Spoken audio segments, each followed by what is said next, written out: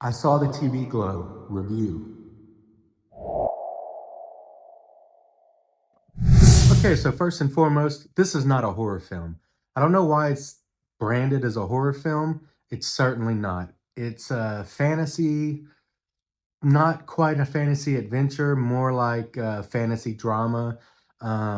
It's made by someone in the LGBTQ community, and it's made for that community. Now, if you're a member of that community, you probably love this film and think it's one of the best things you've ever seen.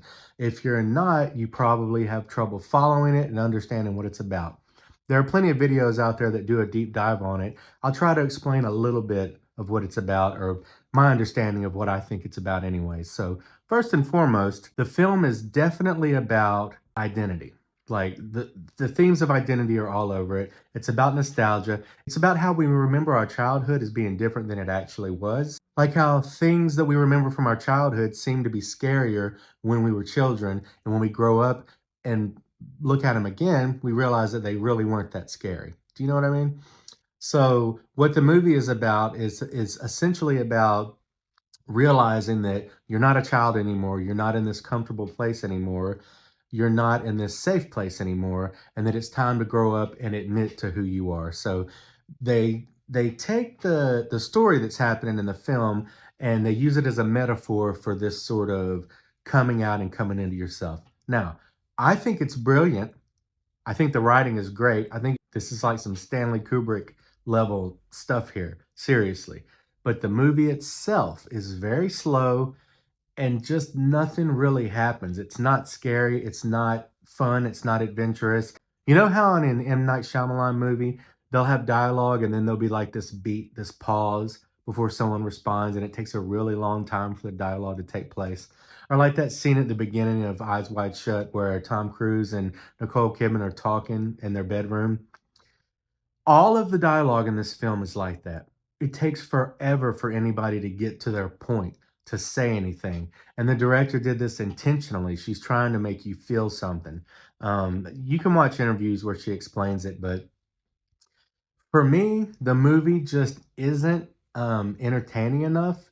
It isn't fulfilling enough for me to call it like a good movie, but I understand that it's going to be a cult classic and that one day we will look back on this movie in the same way that we view, say, The Shining or 2001: A Space Odyssey now. Probably more like 2001 because that movie's freaking boring as all give out. It's just technically awesome, right? But the movie itself is kind of boring. And it's just like this one. It's kind of slow. The acting's great and everything. You know, it could have been really good.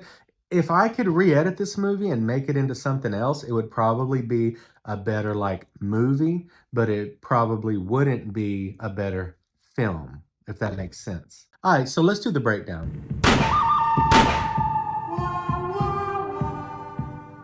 All right, so the good.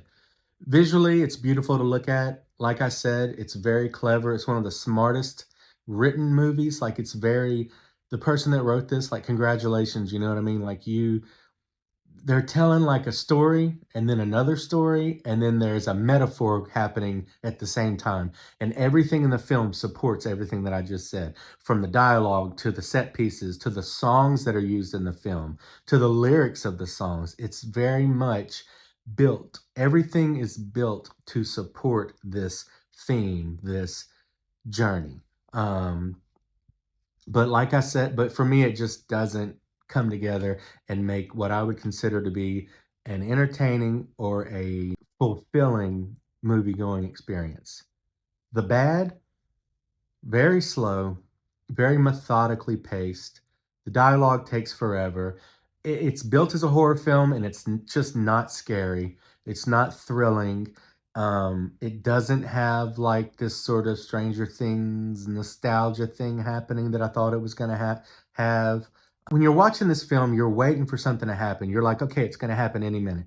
I'm just giving it some time to take off, and in any minute, it's going to pick up and the thing's going to happen, and I'm going to be like, drawn in and I'm going to love it, right? And that thing never happens. It stays the same the whole time. There aren't any peaks and valleys. It's just this. It's just this very monotone, sort of bland, kind of methodically paced just story that they're telling. which I'm sure plenty of people are going to appreciate. But for my taste, doesn't hit the mark for me. The Unclean, there isn't any nudity or anything. There's, of course, there's some language in it. It is rated R. Gore, I don't believe there to be any gore per se. And despite what it's about, despite the thematic elements and the subject matter, it doesn't go into that like at all. Like the lead female in the film says that she's like, she tells the lead male, I'm into girls, you know that, right? And then, so it's known that she's a lesbian, but they don't actually talk about it. It's very much told subtextually, which I appreciate. So again, I do appreciate the subtext. It's hard to do. Look, this is a masterclass in subtext. This is a masterclass in, you know, screenwriting, storytelling, but it's not, I don't think it's a masterclass in filmmaking because you have to be able to take all of those things and make a fulfilling movie-going experience. And I know that there are people out there who are going to be watching this and are going to appreciate it because they're in the LGBTQ community and they're going to like it more because of that. But if you look at it from just a filmmaking perspective, if you look at it from the lens of someone who enjoys film, you will be able to appreciate what it is. But again, it's just not that fulfilling of a movie going experience. And for me, I mean, I'll never watch it again. It's not something that I would ever be interested in glancing at again. Like I sat through it and I was glad to be done with it because it was such an arduous journey that sort of didn't materialize. It's like, you know how Donnie Darko, like it's hard to figure out Donnie Darko, right? But you can go online and you can read the lore and you can read the little excuse me, read the little book that accompanies it and you can figure out what the film's actually about. And when you do that, you're like, oh my gosh, it makes so much more sense now. It's so much better now. It's a brilliant film. Oh my gosh. And now when you watch it again, knowing everything that you know, it just makes it so much better, right?